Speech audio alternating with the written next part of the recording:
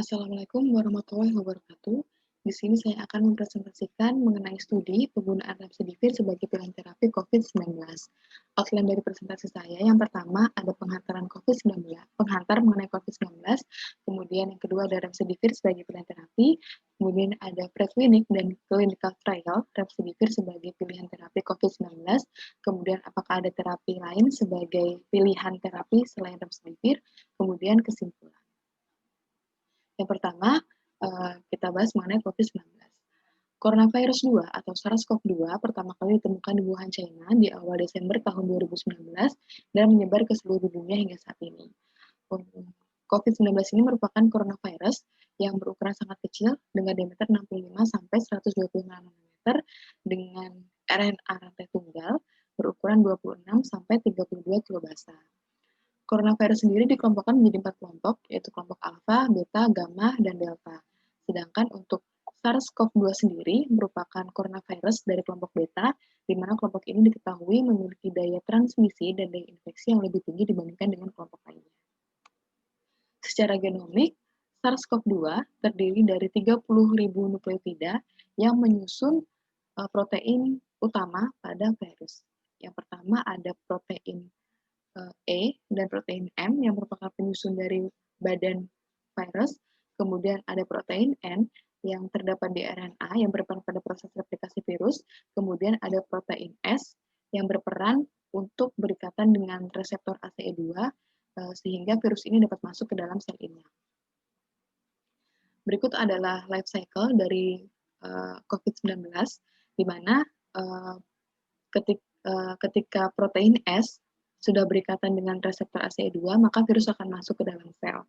Setelah virus masuk ke dalam sel, virus akan mengalami peleburan membran yang akan membuat virus mengeluarkan materi genetiknya.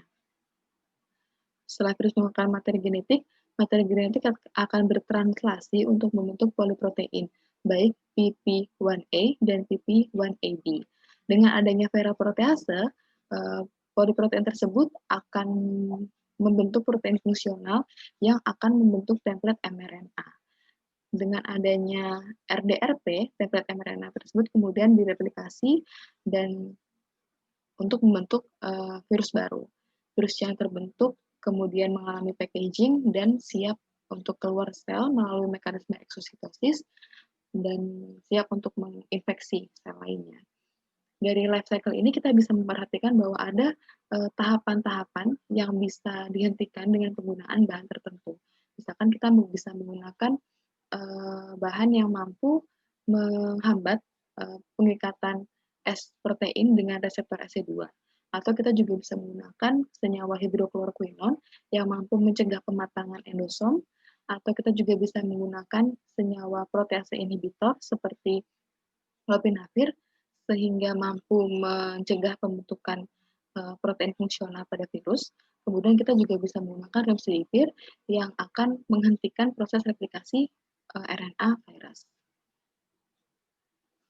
Untuk pilihan terapinya, FDA sendiri telah menyetujui beberapa penggunaan obat untuk coronavirus, seperti favipiravir dan remdesivir. Favipiravir dan remdesivir, di sini dia bekerja langsung pada RNA untuk menghentikan replikasi RNA virus. Kemudian ada tocilizumab yang merupakan anti-interleukin 6.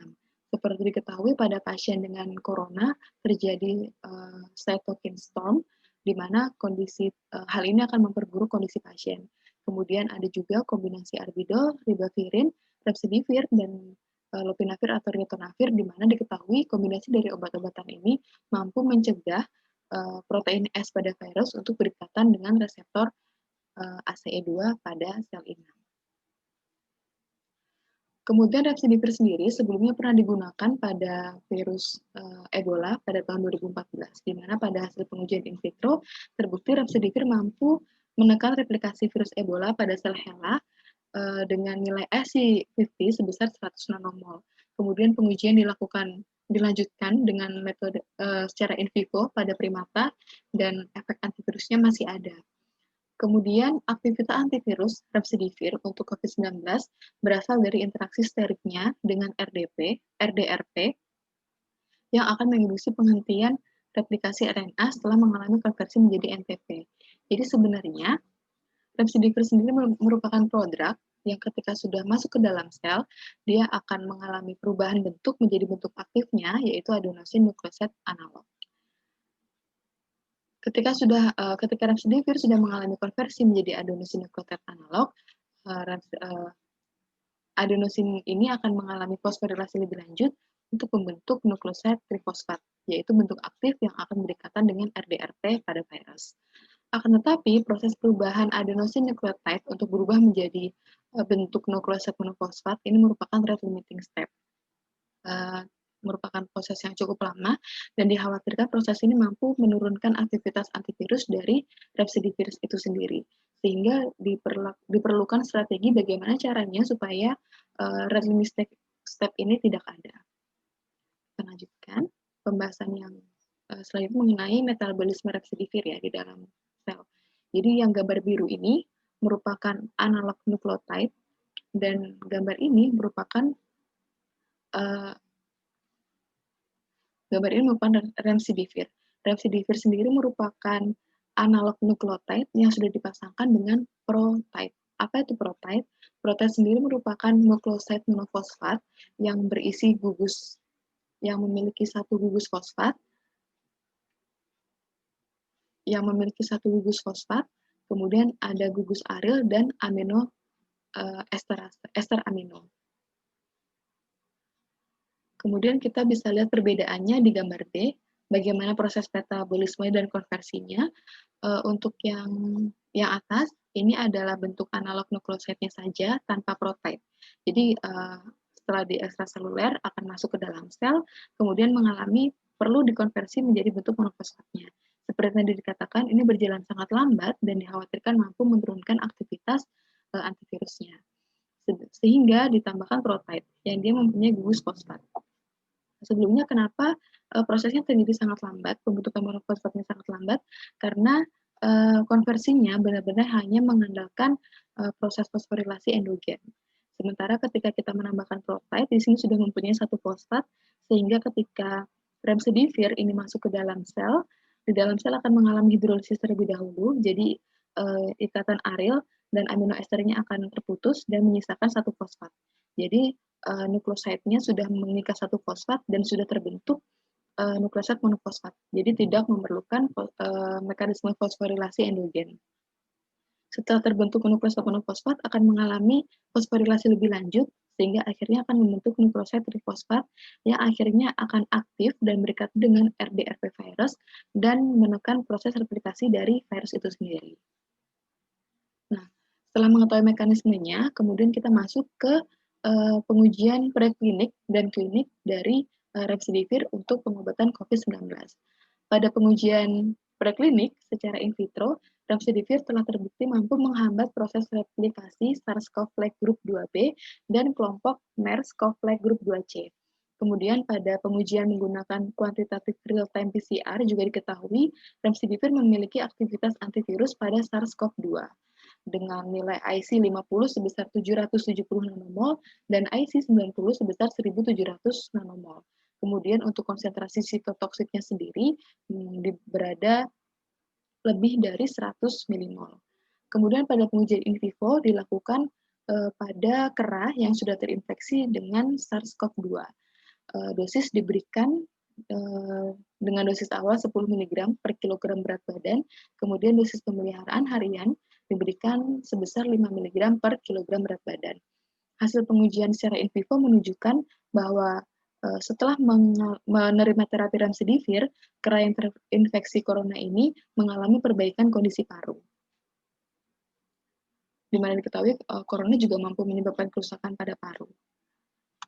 Nah, setelah pengujian secara in vitro dan in vivo, kemudian dilakukan pengujian klinik. Pada pengujian klinik, remdesivir diberikan melalui injeksi intravena selama 10 hari dengan dosis inisiasi hari pertama sebesar 200 mg, kemudian dilanjutkan untuk hari kedua sampai hari ke-10 diberikan dosis sebesar 100 mg. Hasil pengujiannya, sebanyak 36 dari 53 pasien corona mampu mengalami perbaikan gejala setelah menerima terapi remdesivir selama 10 hari. Kemudian pada penelitian lain juga dikatakan sebanyak 538 pasien yang menerima terapi remdesivir memiliki median recovery time yang lebih cepat dibandingkan dengan kelompok yang tidak menerima terapi remdesivir. Jadi kelompok yang menerima remdesivir memiliki median recovery time sebesar 11 hari, sedangkan kelompok yang tidak menerima remdesivir memiliki median recovery time selama 15 hari. Hal inilah yang menjadi pertimbangan untuk European Medicine Agency untuk menjamin penggunaan remdesivir pada pasien COVID berusia 12 tahun ke atas yang menunjukkan gejala pneumonia dan memerlukan suplementasi oksigen. Kemudian selama clinical trial ditemukan beberapa adverse event yang terjadi pada remdesivir, seperti pemberian remdesivir pada pasien COVID yang sedang hamil. Ditemukan pasien mengalami peningkatan kadar alanin aminotransferase. Kemudian pada kasus lainnya juga ditemukan bahwa remdesivir ini berdampak pada peningkatan kadar kreatinin dan kadar aspartat aminotransferase. Selain itu ditemukan juga adanya resiko kerusakan ginjal dan resiko terjadinya hipertensi. Kemudian dari responden yang terlibat dalam pengujian klinik ini juga mengaku selama mereka menerima terapi remdesivir, mereka mengalami beberapa gangguan saluran pencernaan seperti nyeri lambung, adanya mual, muntah, serta pendarahan pada rektal. Ini adalah gambaran sebaran clinical trial remdesivir yang dilakukan terhitung sejak bulan Februari 2020 dan saat ini masih berlangsung. Bahkan beberapa penelitian juga baru akan selesai pada bulan Maret 2021 nanti. Di sini ada beberapa clinical trial yang dilakukan. Di sana perbedaannya ada yang hanya menggunakan remdesivir tunggal, ada yang remdesivir yang dikombinasi dengan obat-obat lain seperti hidrokloroquinon, kloroquine, lopinavir, ritonavir, dan obat-obat lainnya. Kemudian selain remdesivir, ternyata ada obat lain yang juga dijadikan kandidat sebagai pengobatan untuk corona, yaitu favipiravir atau FPV. Sebenarnya secara mekanisme sama, FPV ini juga bekerja untuk menghambat replikasi RNA pada virus. Kemudian di dalam tubuh juga favipiravir mengalami metabolisme menjadi ribofuronasil 5 monofosfat yang kemudian akan mengalami fosforilasi lebih lanjut menjadi ribofuronasil 5 trifosfat. Nah, bentuk RTP inilah yang akan berikatan dengan RDP dan mampu menekan replikasi virus. Langsung saja kita ke evaluasi kliniknya. Sedikit berbeda dengan remdesivir. Jika remdesivir tadi digunakan selama 10 hari, maka favipiravir ini digunakan lebih lama, yaitu 14 hari dengan dosis yang lebih tinggi. Di mana hari pertama diberikan dosis sebesar 3.200 mg dan hari kedua diberikan dosis hari kedua sampai hari ke-14 diberikan dosis 1.200 mg. Diberikan secara oral. Kemudian pasien yang pemberian favipiravir pada pasien COVID ini mampu mengontrol perkembangan penyakit dan meningkatkan toleransi virus. Kemudian pada penelitian lain juga diketahui bahwa pemberian favipiravir mampu meningkatkan jumlah leukosit pada pasien terinfeksi COVID. Lebih lanjut, pemberian FPP dengan dosis tersebut juga mampu menggantikan penggunaan lopinavir dan ritonavir yang dikombinasi dengan cyclophosphamide pada pasien COVID dengan pneumonia. Di mana diketahui ketiga obat ini, yaitu lopinavir, ritonavir, dan cyclophosphamide ini memiliki resiko lebih tinggi untuk menyebabkan kerusakan ginjal.